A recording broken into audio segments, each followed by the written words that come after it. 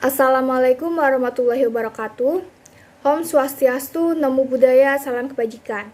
Yang terhormat, Bapak Ridwan Arifin, SHLLM, selaku dosen pembimbing mata kuliah Hukum Internasional ini. Perkenalkan, saya Sari Herdianingsih dengan NIM 8111420054, mahasiswi Fakultas Hukum Universitas Negeri Semarang, yang ada di Romba hari Jumat jam 7 pagi. Di sini saya akan mencoba menjelaskan mengenai sejarah perkembangan hukum internasional dari masa klasik hingga saat ini atau yang biasa dikenal sebagai masa modern. Hal ini untuk menuhan tugas ujian tengah semester mata kuliah hukum internasional yang saya ampuh pada semester ini. Sebelum membahas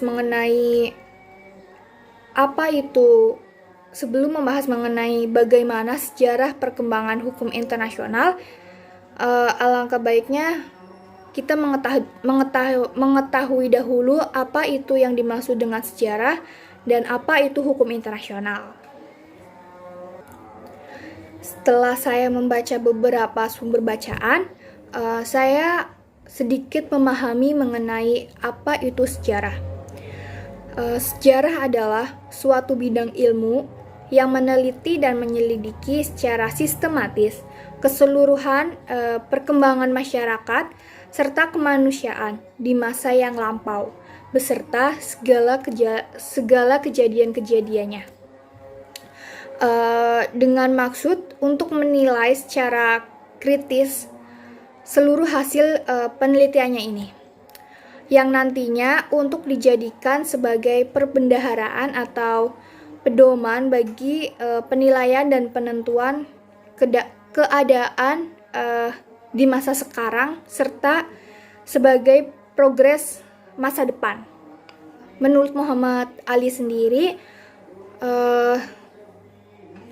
berpendapat bahwa ada 3 pengertian sejarah. Yang pertama, sejarah adalah suatu ilmu yang menyelidiki perkembangan peristiwa dan kejadian-kejadian di masa lampau. Pengertian yang kedua mengenai sejarah adalah kejadian-kejadian serta peristiwa-peristiwa yang berhubungan dengan manusia. Yang pengertian yang ketiga dari Muhammad Ali ini, sejarah adalah suatu cerita yang tersusun secara sistematis, yaitu secara teratur dan rapi. Untuk mengetahui sejarah perkembangan hukum internasional, kita harus mengingat 6 hal, yaitu 5W dan 1H. What itu menunjukkan kepada peristiwa yang terjadi pada masa lampau. Peristiwa apa yang terjadi di masa lampau. Yang kedua itu Wu. Tokoh-tokoh siapa yang terlibat di dalam peristiwa tersebut. Yang ketiga ada When, yang menunjukkan waktu atau kapan terjadinya peristiwa tersebut. Where itu di mana tempat kejadiannya atau tempat peristiwa tersebut. Why itu sebab akibat dari peristiwa tersebut. Dan yang terakhir itu ada how, yaitu proses, yaitu bagaimana proses terjadinya peristiwa tersebut atau bagaimana proses dari peristiwa tersebut. Jadi itu pengertian kata sejarah, pengertian arti sejarah dari saya yang saya pahami dan tokoh Muhammad Ali itu. Selanjutnya saya akan menjelaskan apa yang dimaksud dengan hukum internasional itu sendiri. Saya menjelaskan pengertian dari hukum internasional ini bertujuan agar kita paham apa yang akan dibahas di dalam video ini. Beberapa ahli mendefinisikan apa itu hukum internasional. Ahli yang pertama yaitu Carol Kenny Hyde. Beliau mendefinisikan hukum internasional merupakan sekumpulan hukum yang sebagian besar terdiri atas prinsip-prinsip dan peraturan-peraturan yang harus ditaati oleh negara satu dan negara lainnya. Untuk itu, menurut beliau, hukum internasional harus ditaati ketika kedua negara atau beberapa negara menjalankan hubungan atau negara-negara suatu aturan yang harus ditaati negara-negara ketika sedang menjalankan suatu hubungan. Selain dari sekumpulan prinsip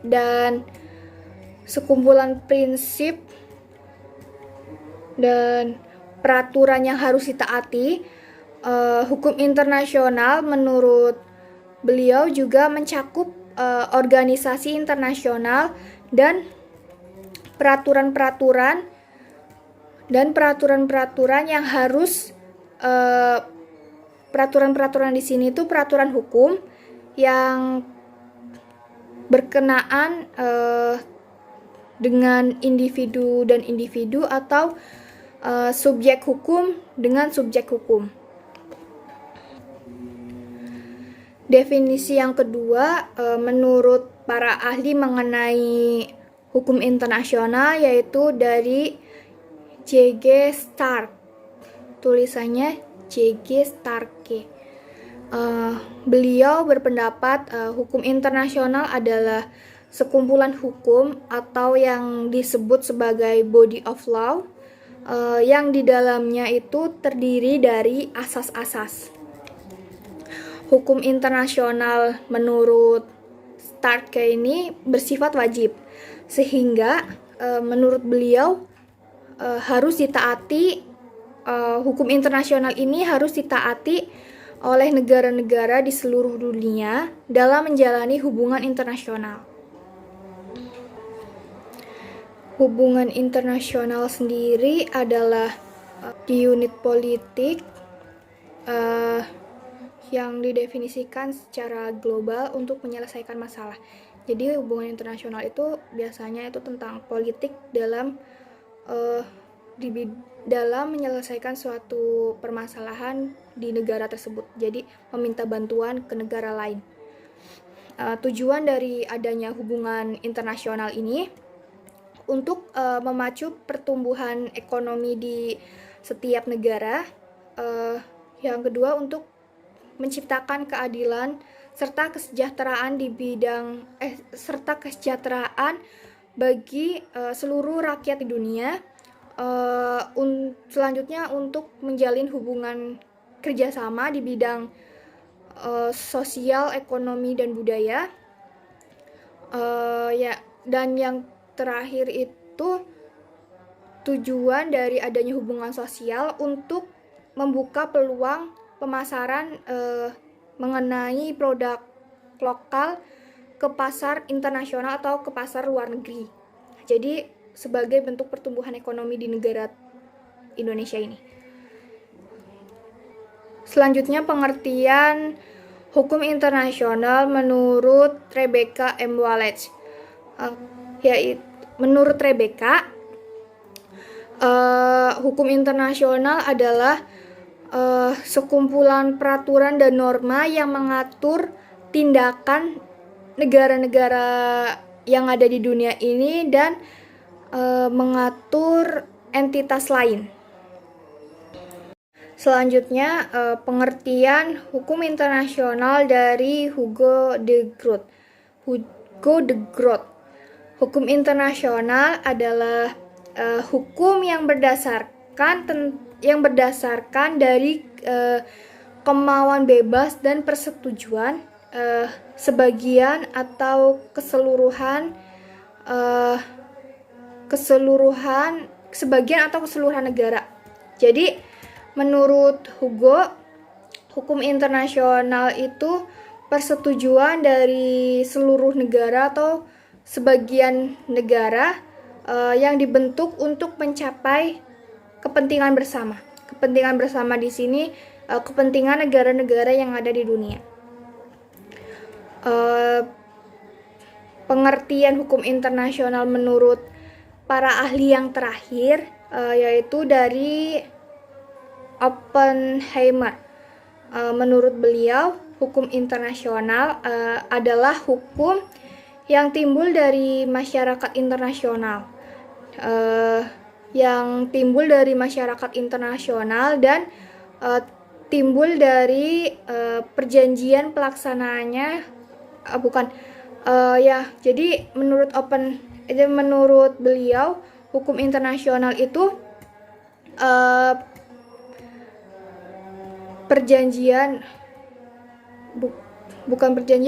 menurut beliau hukum internasional merupakan hukum yang timbul dari masyarakat internasional.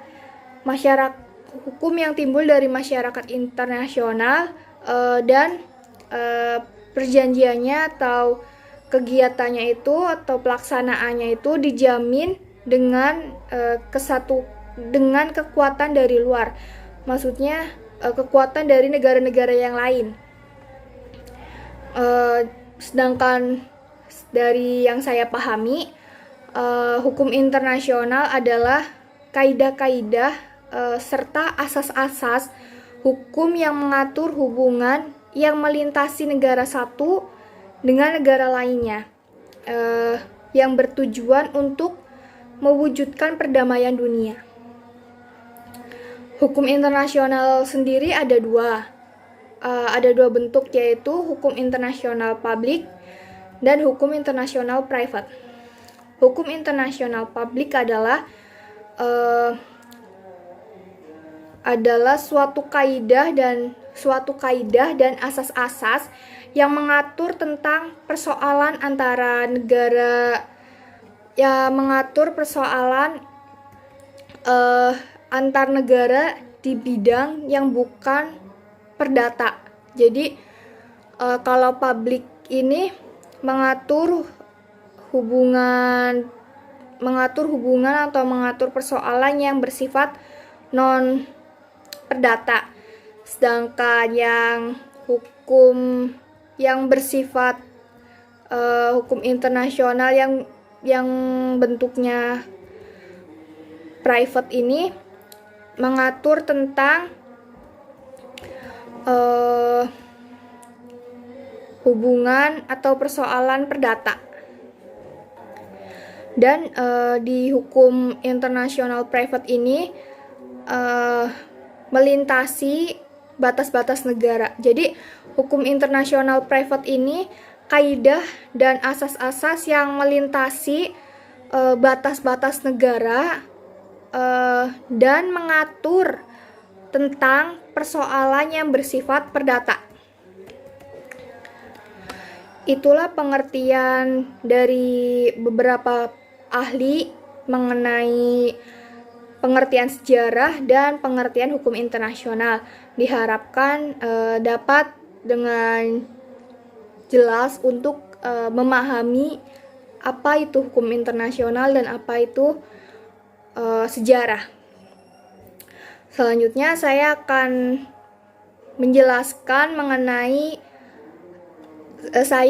mulai menjelaskan mengenai sejarah dari perkembangan hukum internasional dari masa klasik hingga masa modern. Perkembangan hukum internasional ini banyak melalui proses di dalam perkembangannya. Menurut Starke, pengungkapan sistem sejarah hukum internasional harus dimulai dari masa yang paling awal, karena pada saat itu kaidah-kaidah yang mengatur hubungan antara masyarakat internasional itu berupa adat istiadat. Dan sebelumnya lahirnya agama Kristen di India dan Mesir kuno itu ada traktat kekebalan duta, dan peraturan perang yang dikemukakan. Sedangkan di Cina kuno sendiri itu ditemukan aturan tentang penyelesaian melalui arbitrasi dan mediasi. Begitu juga di Yunani kuno. Dan begitu juga di Yunani kuno dan Romawi kuno. Hukum internasional merupakan suatu produk dari 400 abad yang lalu, yang pada mulanya itu berupa adat istiadat dan praktek-praktek negara Eropa modern dalam komunikasi antara mereka, dan adanya bukti-bukti pengaruh dari para ahli hukum pada masa ke-16, 17, dan 18. Lagi pula, hukum internasional masih diwarnai oleh konsep-konsep kedaulatan internasional, kedaulatan teritorial, konsep kesamaan penuh dan kemerdekaan negara-negara yang meskipun memperoleh kekuatan dari teori-teori politik yang mendasari sistem ketatanegaraan Eropa modern yang saat itu juga dianut oleh negara-negara Eropa yang baru muncul. Dengan demikian, sejarah hukum internasional sama tuanya dengan adanya masyarakat internasional, meskipun dalam tradisional yang berbeda dengan masyarakat internasional dalam arti yang modern. Dengan demikian, hukum internasional perkembangan hukum internasional ini tidak dapat dikatakan melewati proses yang cepat, karena perkembangan ini dimulai dari masa klasik, yaitu perkembangan hukum internasional di India kuno, terus Cina kuno, Yunani kuno, dan Romawi. Lalu perkembangan hukum internasional di masa pertengahan yang terjadi pada abad ke-15 dan abad ke-16. Dan yang terakhir itu perkembangan hukum internasional dari setelah abad ke-16 hingga masa modern, yaitu abad ke-17, ke-18, ke-19, 20 hingga saat ini. Saya akan mulai menjelaskan mengenai sejarah perkembangan hukum internasional yang dimulai pada masa klasik, yang tadi disebutkan dimulai dari India kuno. Pembahasan pertama perkembangan di masa klasik yaitu di India kuno. Dalam kebudayaan India kuno ini terdapat kaidah-kaidah dan lembaga hukum yang mengatur hubungan antara kasta, suku, bangsa, dan raja-raja yang disebut oleh Banerjee, yang disebut dengan Banerjee dengan sebutan Desa Dharma. Di masa ini, Gautama Sutra dan Undang-Undang Manu memuat tentang hukum kerajaan. Namun disayangkan, aturan yang mengatur hubungan antara raja di saat masa India kuno ini belum bisa dikatakan sebagai suatu hukum internasional, karena pada saat itu belum ada pemisahan antara nilai agama, sosial, dan negara. Namun dengan begitu, dalam perkembangan hukum internasional di masa klasik khususnya di India kuno ini, sudah ada ciri-ciri tentang ketentuan-ketentuan yang mengatur hubungan antara raja dan kerajaan. Misalnya mengatur tentang hubungan perjanjian antara kedua kerajaan, atau tentang kedudukan utusan raja, dan hak istimewa utusan raja juga. Selanjutnya, perkembangan hukum internasional klasik di Cina kuno. Perkembangan hukum internasional klasik di Cina kuno ini diawali dengan pembentukan sistem kekuasaan negara yang bersifat regional tributary, yang bersifat regional tributary state, atau yang bisa disebut sebagai sistem hubungan luar negeri yang bertujuan untuk mencari kekuasaan dan meningkatkan perekonomian di negara tersebut. Dalam perkembangan hukum internasional di Cina kuno ini, ada pembentukan lagi, yaitu berupa Perserikatan Negara-Negara Tiongkok yang dicanangkan oleh Konghucu. Yang ketiga, dalam perkembangan hukum internasional masa klasik, yaitu perkembangan hukum internasional di Yunani kuno. Menurut Vinogradov, di Yunani kuno ini sudah ada hukum yang bernama hukum intermunisipal. Hukum intermunisipal ini memiliki arti bahwa kaidah kebebasan yang berlaku dalam hubungan antar negara kota. Kaidah intermunisipal ini juga diterapkan pada masyarakat tetangga dari negara kota. Kaidah kebebasan atau hukum intermunisipal di Yunani kuno ini dipengaruhi oleh pengaruh agama, sehingga saat itu tidak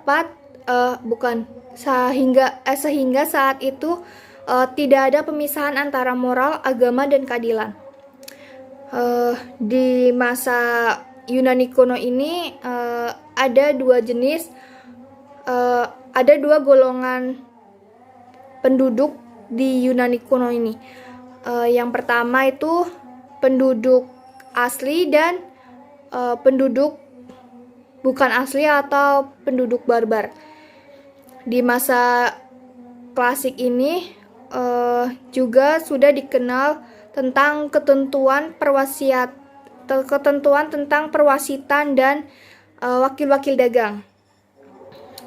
Dari penjelasan singkat saya tentang perkembangan hukum internasional di masa klasik ini, khususnya di Yunani kuno, dapat menyumbangkan di Yunani kuno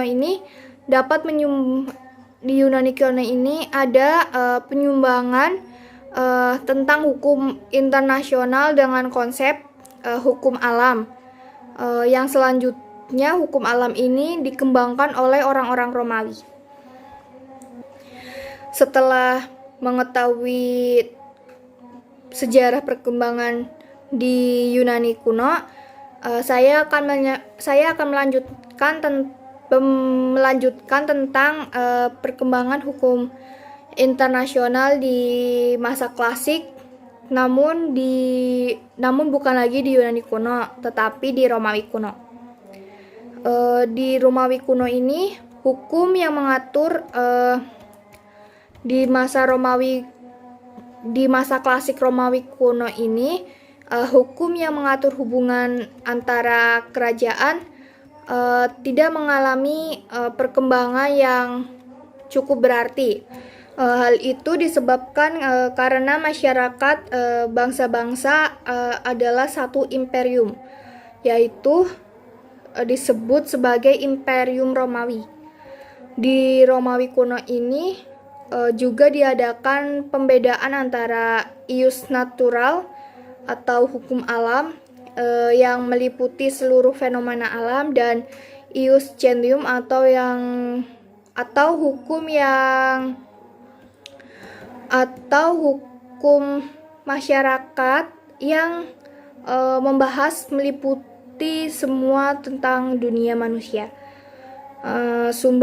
Sumbangan dari bangsa Romawi kuno ini terhadap hukum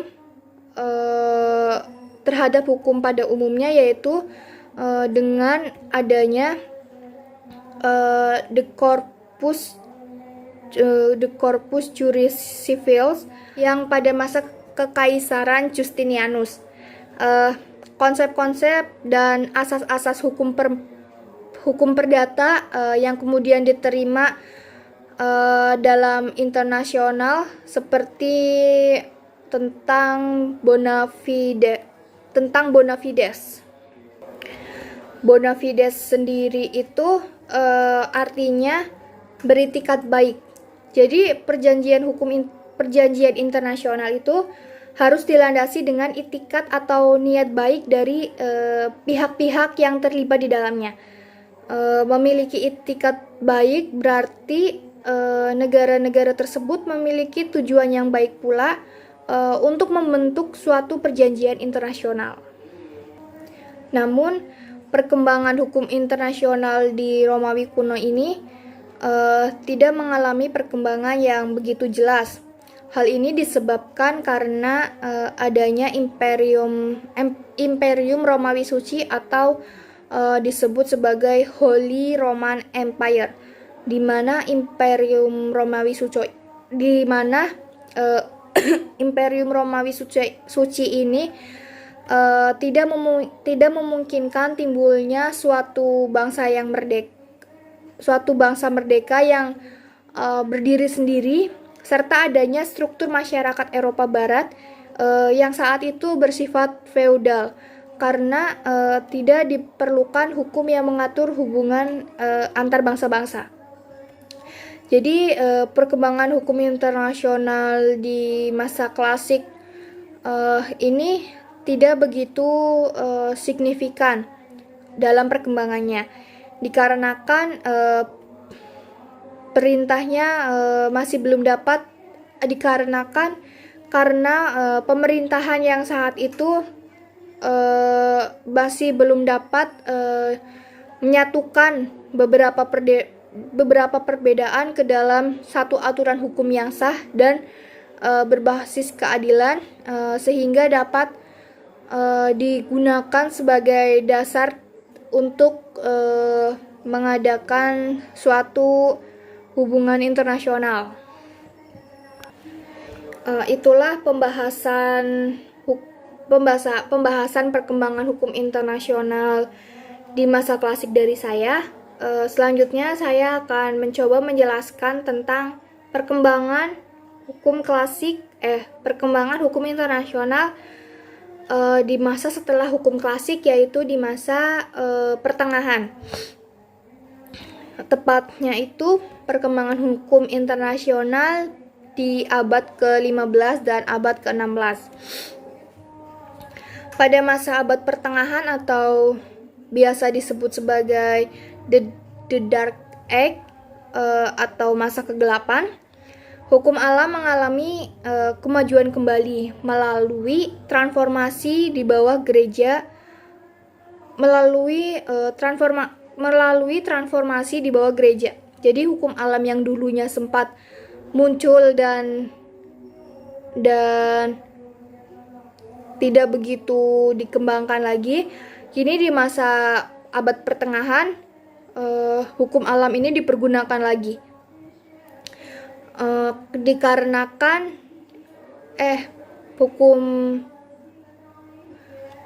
hukum alam ini kembali lagi di masa abad pertengahan melalui transformasi di bawah gereja. Peranan keagamaan saat ini mendominasi sektor-sektor sekuler, hingga muncullah konsep perang adil yang sesuai dengan ajaran Kristen. Perang adil ini bertujuan untuk melakukan tindakan yang tidak bertentangan dengan ajaran gereja. Meskipun pada abad pertengahan hukum internasional Meskipun pada abad pertengahan ini hukum internasional tidak mengalami perkembangan yang begitu berarti, sebagai akibat besarnya pengaruh ajaran gereja. Tetapi negara-negara yang berada di luar jangkauan gereja seperti negara Inggris, Prancis, Swedia, Portugal memiliki benih-benih perkembangan hukum internasional yang mulai bermunculan. Traktat-traktat yang dibuat oleh negara traktat-traktat yang dibuat oleh negara lebih bersifat mengatur peperangan, perdamaian, gencatan senjata, dan persekutuan-persekutuan. Melemahnya kekuasaan gereja saat itu ditandai dengan adanya upaya sekulerisasi seperti yang dilakukan oleh Martin Luther sebagai tokoh reformis gereja, dan seiring dengan mulai terbentuknya negara-negara modern, misalnya tokoh Jane Bodin dalam buku yang berjudul Six Levers de la Republique tahun 1976 mengemukakan bahwa kedaulatan atau kekuasaan bagi pembentukan hukum merupakan hak mutlak bagi lahirnya entitas suatu negara. Di akhir abad pertengahan ini, hukum internasional mulai digunakan dalam isu-isu politik dan pertahanan militer. Di abad ini, para ahli hukum membuat suatu prinsip atau kaidah untuk mengatur hubungan antara negara yang bertujuan untuk memperlancar hubungan keduanya, seperti tokoh Hugo de Groot atau yang disebut sebagai Bapak Hukum Internasional menuliskan buku yang berjudul On the Law of War and Peace pada tahun 1625, yang di dalamnya menyumbangkan pikiran mengenai pembedaan antara hukum alam dengan hukum bangsa-bangsa. Beberapa doktrin Hugo untuk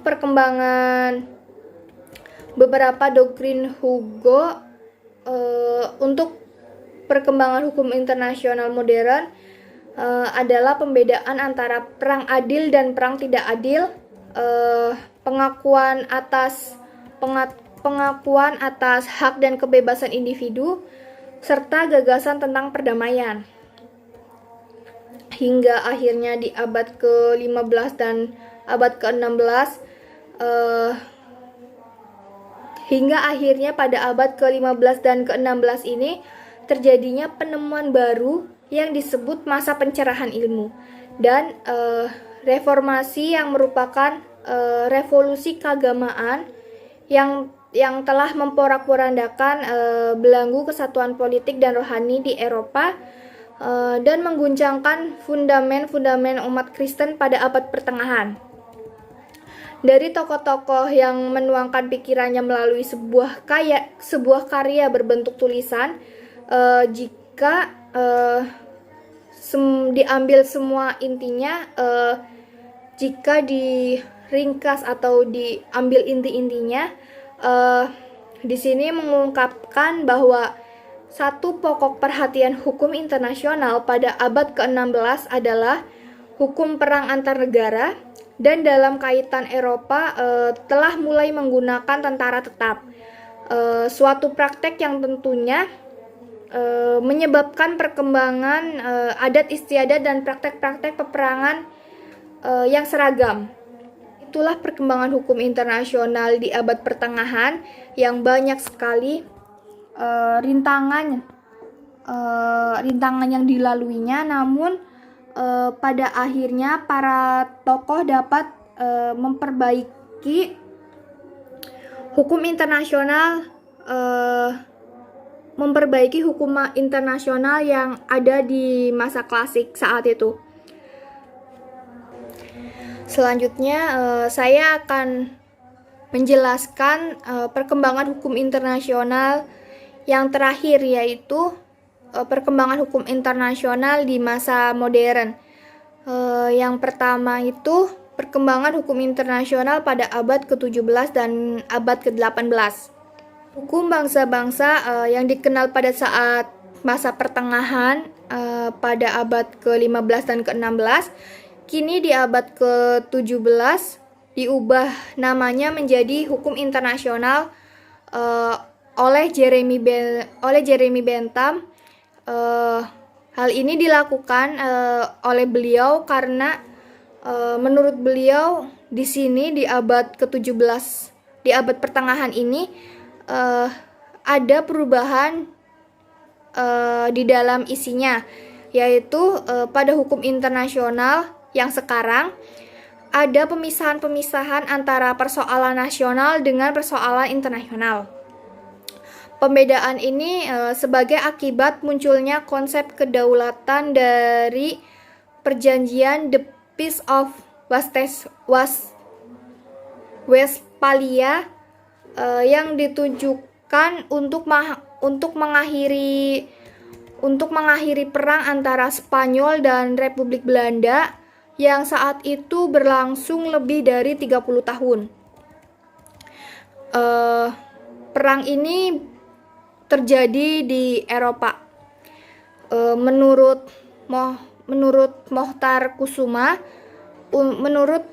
Kusuma Atmaja, perdamaian Westphalia ini dianggap sebagai peristiwa penting dalam sejarah hukum internasional modern dan meletakkan dasar-dasar masyarakat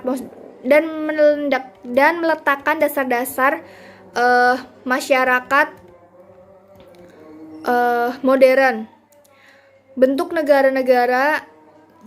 Kini bentuk negara-negara tidak lagi berdasarkan kerajaan, tetapi didasarkan atas negara-negara nasional, serta adanya pemisahan antara gereja dengan urusan pemerintahan.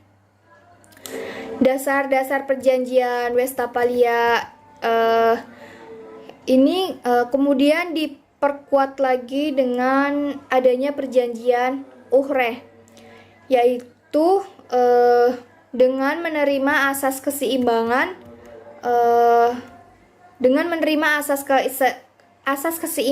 kekuatan sebagai asas politik internasional. Selanjutnya itu tentang sejarah perkembangan hukum internasional di abad ke-19, di mana hukum internasional ini mulai berkembang lebih baik lagi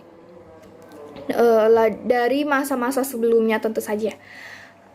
Perkembangan hukum internasional di abad ke-19 ini dipengaruhi oleh adanya kebangkitan negara-negara baru, baik dari dalam maupun dari luar benua Eropa di abad 19 ini juga. Penyelesaian perkara internasional melalui lembaga arbitrase internasional yang meningkat. Juga praktek negara-negara mulai terbiasa dengan pembuatan traktat-traktat untuk mengatur hubungan antar negara. Yang terakhir, saya akan menjelaskan bagaimana sejarah perkembangan hukum internasional pada abad ke-20 hingga saat ini. Di sini, hukum internasional mengalami perkembangan yang cukup penting dengan saat itu dibentuknya Permanent of Court Arbitration pada konferensi Hagu di tahun 1899 dan pada tahun 1907. Di sini dilanjutkan dengan pembentukan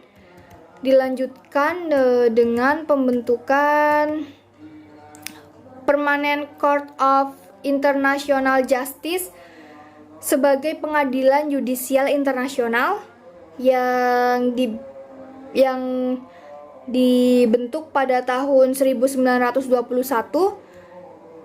dan digantikan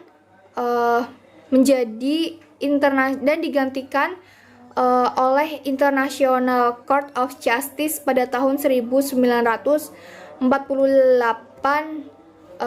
hingga sampai saat ini. Di abad ke-20 ini mulai terbentuknya Lembaga Bangsa-Bangsa atau LBB yang kemudian digantikan oleh PBB yang berfungsi untuk mencapai tujuan perdamaian serta kesejahteraan manusia di seluruh dunia.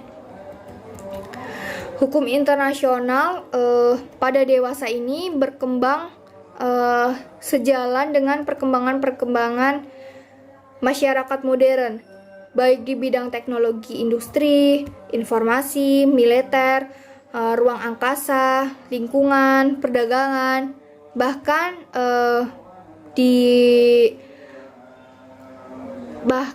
di dalam hak-hak asasi manusia. Ruang lingkup kerjasama internasional ini meliputi segala aspek kehidupan dari masyarakat global dan masyarakat regional, baik dalam bentuk perjanjian bilateral maupun perjanjian multilateral. Perjanjian bilateral ini artinya itu perjanjian yang dilakukan dengan hanya dua negara. Tetapi perjanjian multilateral ini perjanjian yang dilakukan oleh dua negara atau lebih. Selanjutnya tentang peranan organisasi internasional dan tentang perjanjian internasional yang membentuk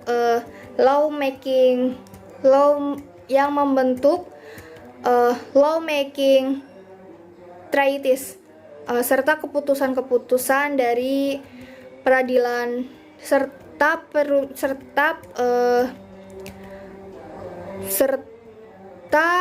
keputusan-keputusan dari pengadilan internasional. Kesemuanya itu menjadi faktor utama dalam pembentukan hukum internasional modern dalam menjawab kebutuhan penyelesaian kasus-kasus internasional yang terjadi dewasa ini. Hukum internasional diharapkan dapat menjadi kaidah yang tegas dalam mengatur hubungan-hubungan dalam masyarakat internasional dan sekaligus menegakkan bahwa hukum internasional itu tetap ada, diakui dan diakui sebagai sistem hukum global. Jadi intinya mengenai sejarah perkembangan hukum internasional dari masa ke masa untuk dapat mengetahui bagaimana proses yang dilalui hingga akhirnya hukum internasional ini sah dan dapat ditaati oleh seluruh negara-negara dalam menjalankan hubungan bersama atau dalam menjalankan hubungan satu sama lain hingga mewujudkan perdamaian dunia dan kesejahteraan bersama. Itulah pemaparan dari saya mengenai sejarah perkembangan hukum internasional dari masa klasik hingga masa modern sebagai bentuk pemenuhan nilai ujian tengah semester hukum internasional. Kurang lebihnya mohon maaf. Wassalamualaikum warahmatullahi wabarakatuh.